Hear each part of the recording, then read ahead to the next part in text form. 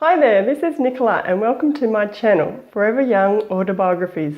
It's the place where we learn to write and publish family stories so that unique memories can live on for future generations. Welcome to my channel.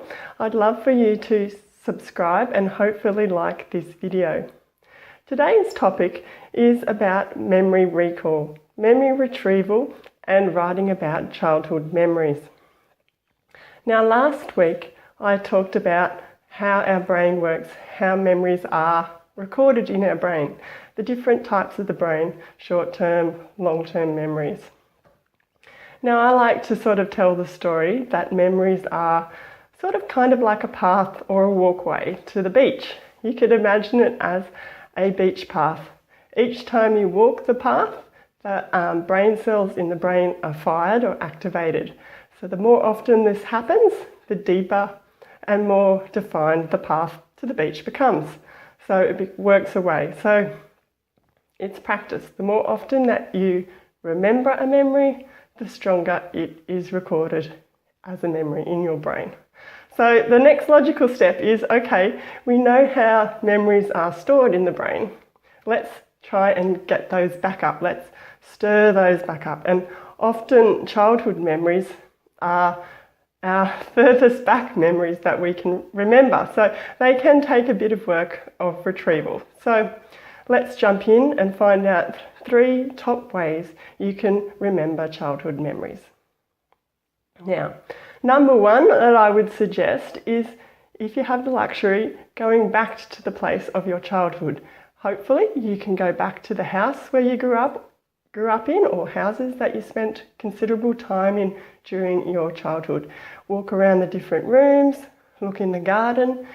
You know, there's lots of things that will be triggered by going back to the scene of the crime, so to speak.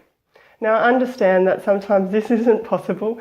Time moves on and things change. So perhaps you could just visit the neighbourhood or the street, even go back to your schools, places you might have worked in early in your life, and just basic haunts that you might have hung out at, like the movie theatre or the pool or the beach. All of these things will get you thinking not only about the place and the facts and the times and the people, but there will be things like feelings and emotions, and you will start to reflect on that chapter of your life. So make sure you have a notebook handy. Jot down everything as you're walking through the scenes or as you're visiting. Make a note. You can even take a voice recording if you're going with maybe a relative or a loved one and helping them write their story. So jot all that down, take some videos, even do some photos.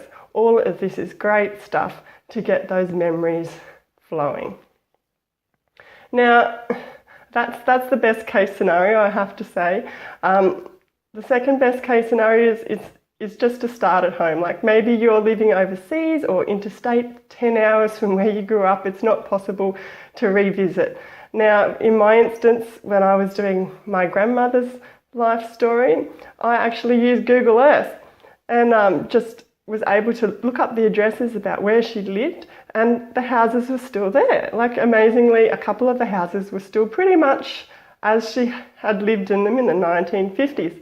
So that's an amazing resource, and yes, there's a whole movie about that called Lion, where a Australian, well, he was from India, but he tracks back his family through Google Earth back to India and reunites with his family. So that is a great resource.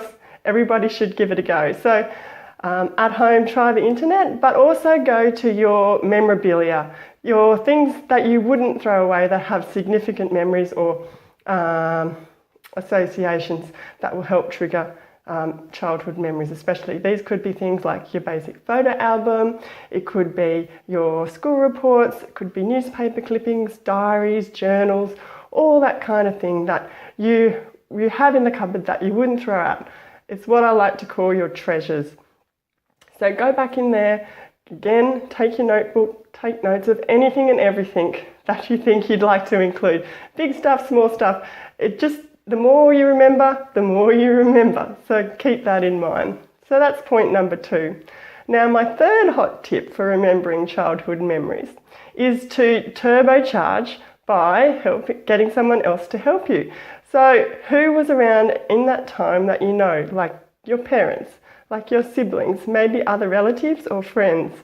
Get together with them and brainstorm different times of your life, specifically around the childhood. What did you do? How do they remember it? Do they remember it? Maybe you don't remember things that they remember. What was their perspective or take on it? Again, keep writing those notes.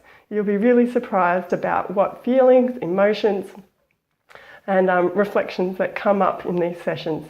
Now, ideally, you would do it face to face, but you can do it on the phone, or you could even just do it via email if you've got time zone problems, or Skype. So there's 3 different ways that you can help recall childhood memories. So just to recap, there's 1 is to actually visit the scene of the crime, go back to that area, immerse yourself in it. Number 2 would be to go through your treasure chest, get some ideas from those.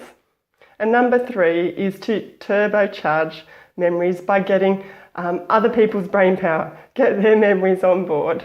And before you know it, you will have so many memories just rising to the surface that you really will want to start writing.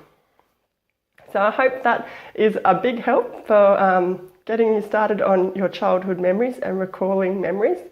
I go into more detail about all of this in an article on my website, foreveryoungautobiographies.com. There's also on the website, and I'll leave a link to all of this below,